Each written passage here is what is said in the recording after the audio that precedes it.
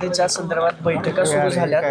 पुणे महानगरपालिकेत आणि पिंपरी चिंचवड महानगरपालिकेत अपेक्षित यश आलं नाही दोन्ही राष्ट्रवादीला। आज पुन्हा जिल्हा परिषदेची पेरणी सुरू केली आहे। काय बैठक झाली, दादांसोबत काय बोलू? आणि दोन्ही राष्ट्रवादी घड्याळ चिन्हावर लढणार आहेत का, हा महत्त्वाचा थांब नाही। एक आपण समजून घ्या, जसं आम्ही कालही सांगितलं त्याच्या आधी सांगितलं की काही जिल्हा परिषदा ज्या आहेत तिथं असणाऱ्या जिल्ह्याच्या प्रमुख दोन्ही पक्षात यांना आपण तिथं विश्वासात घेणार आहोत आणि मग त्या जिल्ह्यात कसं आपण लढायचं, त्या जिल्ह्यातला ठराविक तालुक्यामध्ये कसं लढायचं हे तिथं असणारे पदाधिकारी ठरवणार होते। जेव्हा असं ठरलं गेलं तेव्हा आज काही जिल्ह्यातले प्रमुख इथं आले होते, अजितदादांच्या पक्षाचे सुद्धा होते आणि जिथं कुठं काही कार्यकर्ते जे इच्छुक होते एकत्रित लढायला आमच्या पक्षातले सुद्धा इथं आले होते।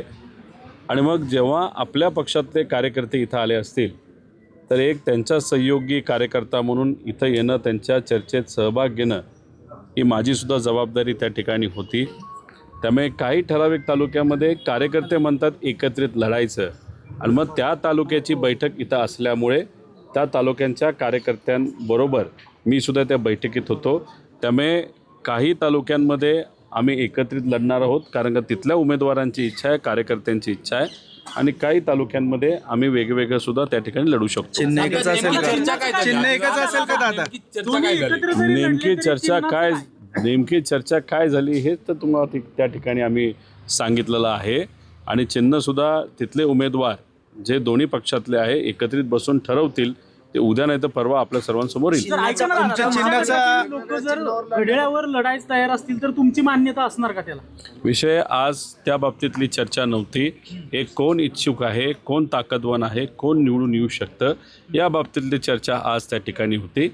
चिन्हाच्या बाबतीत अजून 2-3 दिवस आहेत, त्यामुळे पुढच्या म्हणजे उद्या संध्याकाळपर्यंत तो निर्णय त्या ठिकाणी आपण तुमच्याकडनं जसा पटका महानगरपालिकेमध्ये काय लोक बोलण्याचा प्रयत्न तिथं करत होते तेव्हा दादांचं आणि आमचं सगळ्यांचं मत होतं आधी उमेदवारांची चर्चा आहे, उमेदवारांची आपण एकदा चर्चा करू आणि मग चिन्हाबाबत आपण नंतर बोलू। त्यांच्या संपर्कात आणखीन जिल्हा परिषदेचे काही कार्यकर्ते सदस्य आहेत असं मंडळी आहेत, जसा पटका महानगरपालिकेला बसला असा येणाऱ्या निवडणुकीला पण बसू शकतो, त्याची काही खबरदारी घेतली आहे का? कशाच्या बाबतीत? पक्षातला तुमचे नेते चिन्हाच्या बाबतीत दोन चिन्ह महापालिकेत जे होते ना दादा, कन्फ्युजन झालं। एक तुम्ही समजून घ्या की महानगरपालिकेमध्ये निर्णय घेत असताना एकतर चर्चा होत असताना थोडासा उशीर त्याच्यामध्ये झाला।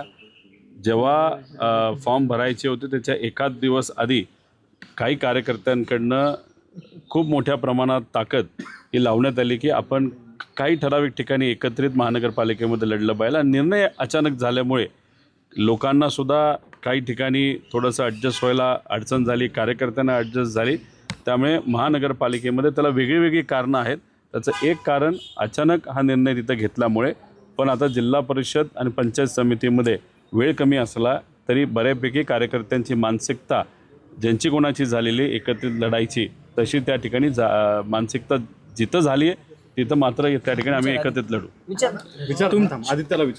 जसं महानगरपालिकेमध्ये तुमचे जुने उमेदवार त्यांच्या पक्षात घेण्यात आले, अशीच कायची रणनीती आता पुढच्या निवडणुकीसाठी आहे, त्याची काय खबरदारी घेतली का? आता शेवटी तुम्ही बोलत असताना हेच सांगितलं, ती एक रणनीती असते आणि रणनीती अशी मीडियासमोर सांगता येत नसते।